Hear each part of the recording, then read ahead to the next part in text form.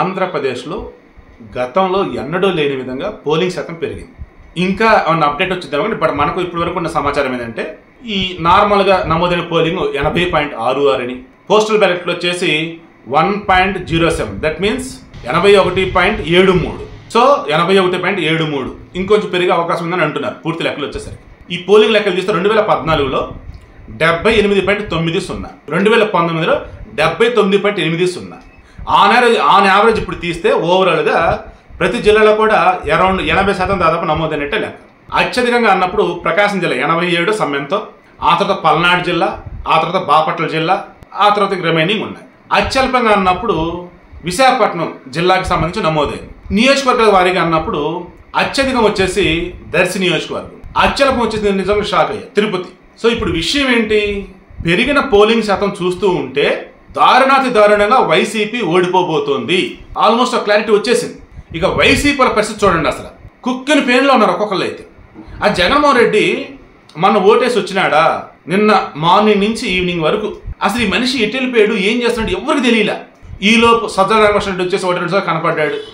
అనిల్ కుమార్ యాదవ్ వచ్చేసి మొత్తం అసలు పోలీసులు వ్యతిరేకంగా ఉన్నారు, వాళ్ళు టీడీపీకి సపోర్ట్ చేశారు అని అతను, రోజు వచ్చేసి మన ఎన్నికలు అప్పుడే వచ్చేసి సెపరేట్ వీడియో వాళ్ళని బట్ ఇందులో జస్ట్ చిన్న లైన్ చెప్తా. టీడీపీలో నాకు ఎటువంటి ఇబ్బంది లేదు, వైసీపీలో ఉన్నటువంటి వాళ్ళే నన్ను ఓడించడానికి టీడీపీతో కలిసిపోయారని చెప్పేసి ఆమె, దీనికి కారణం జగన్ అన్నట్టుగా ఆమె. అండ్ నేను బొత్స సత్యనారాయణ, అబ్బా ఇంత మామూలు కామెడీ కాదు బాబు. అసలు వైజాగ్లో త్వరలో జగన్మోహన్ రెడ్డి ముఖ్యమంత్రి ప్రమాణ స్వీకారం చేయబోతున్నాడు. ఈ టీడీపీలు ఎన్ని కుట్రలు పడినా సరే ప్రజలు మొత్తం కూడా మా సైడే ఉన్నారు. ఏకంగా నేను వైసీపీకి రాజీనామా చేసా, టీడీపీలకు చేరబోతుందని చెప్పు, టీడీపీకి చేరబోతున్నట్టు ఒక ఫేక్ లెటర్ రెడీ చేసి వైరల్ చేశారు. చిచ్చి ఏంటి టీడీపీ మరలా గెలవబోతుంది మేమే అని చెప్పేసి ఆయన హడావుడి. ఇదే బొత్స సత్యనారాయణ గురించి ఈ ప్రశాంత్ కిషోర్ ఓపెన్గానే అన్నాడు, అధికారం ఎక్కడుంటే అక్కడికి వెళ్ళే క్యాండిడేట్, రేపు వైసీపీ దారుణంగా ఓడిపోతుంది, నెక్స్ట్ టైం టీడీపీ అంతా రెడీ అవుతున్నాడని చూసుకోండి అని చెప్పేసి ఆయన. ఈ మూమెంట్లో ప్రశాంత్ కిషోర్ వాళ్ళ ఐపాక్ టీం ఏదైతే ఉందో అది ఆల్మోస్ట్ ఇక వైసీపీ నుంచి బయటపడిందని, లేదు దానిని వైసీపీలో దూరం పెట్టారని ఒకటి. తర్వాత సజ్జల భార్గవరెడ్డి, సజ్జల రామకృష్ణరెడ్డి వాళ్ళ అబ్బాయి, అతని సోషల్ మీడియా మాత్రం అతనే చూసుకుంటూ ఉంటాడట. ఈ టీడీపీలు కూడా ట్రోలింగ్ చేస్తూ కొన్ని పోస్టులు పెట్టినప్పుడు ఇతన్ని మెన్షన్ చేస్తూ ఉంటారు. సో ఇప్పుడు ఏంటి ఇతనికి సంబంధించి అన్నప్పుడు వాళ్ళ వైసీపీ సోషల్ మీడియా ఉంది కదా, దాని అరౌండ్ 200 మోర్ దెన్ పనిచేస్తూ ఉంటారు. ఇందులో ట్విట్టర్ మీద చేసేవాళ్ళు, ఇన్స్టాగ్రామ్ చేసేవాళ్ళు, ఫేస్బుక్, వాట్సాప్, ఓ అబ్బా అది బ్యాచ్ అనుకోండి. మనకు కూడా సమాచారం ఆన్ యావరేజ్గా 100 to 200 అంటారు. సార్ సంఖ్య ఎంతైనా పక్కన పెడదాం. మెయిన్ ఇప్పుడు ఏంటంటే social media wing almost close అయిపోయింది. ఎందుకు, వాళ్ళకి జీతాలు ఎక్కడి నుంచి ఇవ్వాలి? గెలవబోతున్నామంటే ఓకే, ఓడిపోబోతున్నాం వాళ్ళకి తెలిసిపోయింది. మీరు బాగా అబ్జర్వ్ చేస్తే ఎన్నికల ముందు వరకు నానా హడావుడి చేసిన వైసీపీ వాళ్ళు ఎన్నిక అయిన తర్వాత నుంచి అసలు ఎక్కడ చప్పుడు చేయట్లేదు మీరు గమనించండి. అన్ని చోట్ల నిశ్శబ్దం నిశ్శబ్దం నిశ్శబ్దం. హెమాహెమీలు ఉన్నటువంటి వాళ్ళు అడ్డదిడ్డగా నోటికి పని చెప్పిన వాళ్ళు అంతా కూడా సైలెంట్ అయిపోయారు. కావాలంటే మీరు చెక్ చేసుకోండి. అంబటి రాంబాబు, ఒక కొడాలి నాని, ఓ రోజా, తర్వాత ఎవరైనా పెడన రమేష్, ఇప్పుడు పెరంలూరు నుంచి పోటీ చేసినట్టున్నాడు జోగి రమేష్, అనిల్ కుమార్ యాదవ్. అసలు అనిల్ కుమార్ యాదవ్తో ఆల్మోస్ట్ 8 పని చేశాడు ప్రెస్ మీట్ పెట్టి, నాకు అసలు కోఆపరేట్ చేయలేదు పోలీసులు అదే అనేది. ఇలా చెక్ చేసుకుంటూ పోతా ఉంటే తిరుపతిలో పద్మావతి మహిళా యూనివర్సిటీలో స్ట్రాంగ్ రూమ్లు పెట్టున్నారు. చంద్రగిరి టీడీపీ క్యాండిడేట్ పులివర్తి నాని అవి చూస్తాను కానీ వెళ్ళాడు. తిరిగి వస్తున్న మూమెంట్లో చెవిరెడ్డి బస్కట్ అనుచరులు అంటే వాళ్ళు ఎవరు, అరే ఈయన మీద దాడి తెగబడ్డారు, ఆయన కారు కాల్ చేశారు, నానా ఇది అయిపోయింది. ఇమీడియట్గా చంద్రబాబు నాయుడు ఆయన డీజీపీ ఫోన్ చేసి ఏం జరుగుతుంది ఏంటండి ఇది అని చెప్పేసి మాట్లాడారు. ఏపీలో అసలు ఏం జరుగుతుంది మొత్తం చెక్ చేసుకుంటా ఉంటే సీరియస్లీ వైసీపీలు ఎంతగా భయపడిపోతున్నారంటే, ఎంతగా వణికిపోతున్నారంటే 2019 నుంచి 2024 మధ్య మనం చేయలేని తప్పులు చేసాం. ఇప్పుడు అధికారంలోకి రాబోతుంది కూటమి. ఆల్రెడీ లోకేష్ రెడ్డేరి అంటూ ఉన్నాడు.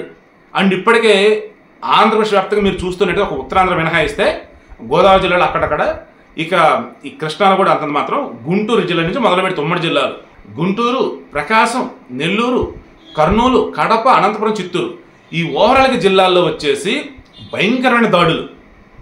ఏకంగా పల్నాడు జిల్లాలో 144 సెక్షన్. ఇప్పుడు ఎవరైతే గురజాల ఎమ్మెల్యే కాసు మహేష్ రెడ్డి, మాచర్ల పిల్లలు రామకృష్ణ హౌస్ అరెస్ట్ చేశారు.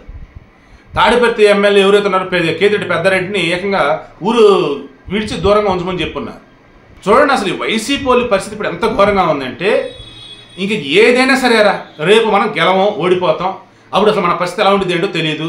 ఇప్పుడు భయపెడదాం, ఇప్పుడు భయపెడితే రేపు మనం సేఫ్ జోన్లో ఉంటాం.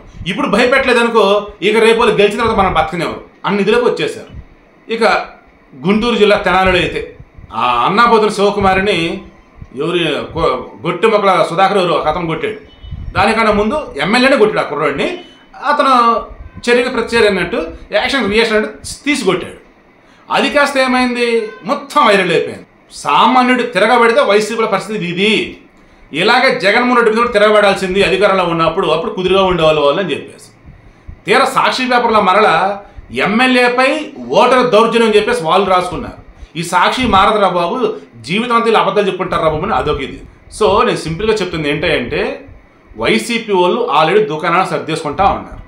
కొంతమంది ఆల్రెడీ ఇప్పటికే రాష్ట్రం విడిచిపెట్టి వెళ్ళిపోయారట.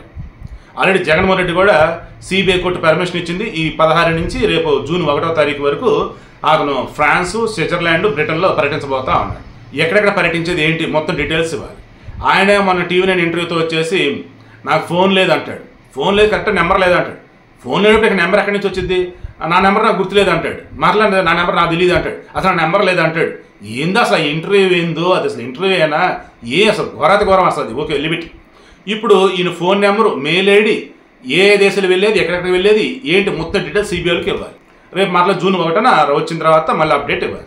అయితే ఇతను వెళ్తున్నాడు, ఇక రాడు, ఇక అక్కడే ఉంటాడు, ఒక విజయమల్లి లాగా అంటున్నారు. కానీ బట్ ఐఎమ్ షూర్ ఖచ్చితంగా తిరిగి వస్తాడు, నో డౌట్. అయితే ఇది తిరిగి వచ్చిన తర్వాత ఆ కౌంటింగ్ ఉన్నటువంటి ముందు 2 రోజులు ఏం చేస్తాడు ఇతను అని మనం అప్పుడు మాట్లాడుకుందాం. ఇప్పుడైతే రిజల్ట్ రాదు అన్న వేలో అయితే ఉండదు కదా, ఖచ్చితంగా వచ్చింది కదా. ఆ వచ్చే రిజల్ట్ వైసీపీకి దూర తీర్చేలా ఉంది అన్న విషయం జగన్ కూడా అర్థమైపోయి మీడియాకు అసలు మామూలుగా మీడియా ముందు రాడు, అసలు స్టడీస్ చెప్పడం సైలెంట్ అయిపోయాడు. ఇక వైసీపీలో భయపడే కొంతమంది అయితే భయపడుతున్న మరికొంతమంది అయితే ఇంకొంతమంది చెలరేగిపోతూ ఉన్నారు. వైసీపీ దారుణంగా ఓడిపోతూ ఉంది. పిఠాపురంలో పవన్ కళ్యాణ్ దుమ్ము దులిపే మెజారిటీ గొట్టబోతూ ఉన్నాడు. సో ఫుల్ జోషో జనసేన ఉంది. టీడీపీ వచ్చేసి ఈ కౌంటింగ్ అయ్యేంత వరకు కుదురుగా ఉందన్నట్టుగా ఉన్నారు. ఇక వైసీపీ రెచ్చగొట్టడం మనల్లా కాదరబడి తిరగబడతా ఉన్నారు. ఓవరాల్గా చెప్తుంటా ఏపీలో సిచ్యువేషన్ ఇప్పుడు అసలు బాల కేంద్ర బలగాలు ఉండి అన్ని కంట్రోల్ చేయాలి. రేపు రిజల్ట్ వచ్చిన రోజు ఇంకా దారుణం జరిగే అవకాశం ఉంది. దయచేసి చేతులెత్తి మరి నమస్కరిస్తూ ఉన్నా, వేడుకుంటూ ఉన్నా, కేంద్ర బలగాలు ఆంధ్రప్రదేశ్ని కాపాడాలి. వన్స్ రిజల్ట్ వచ్చి చంద్రబాబు నాయుడు సీఎం అయిన తర్వాత ఆయన కాపాడుకుంటాడు రాష్ట్రాన్ని. మీన్ వైల్ వైసీపీ చేసిన అరాచకాలు, వాళ్ళు సృష్టించినటువంటి ఘోరం ఏదైతే ఉన్నాయో వాటి నుంచి ప్రజలను కాపాడుకోవాలంటే కేంద్ర బలగాలే ఇక్కడ కీలకం.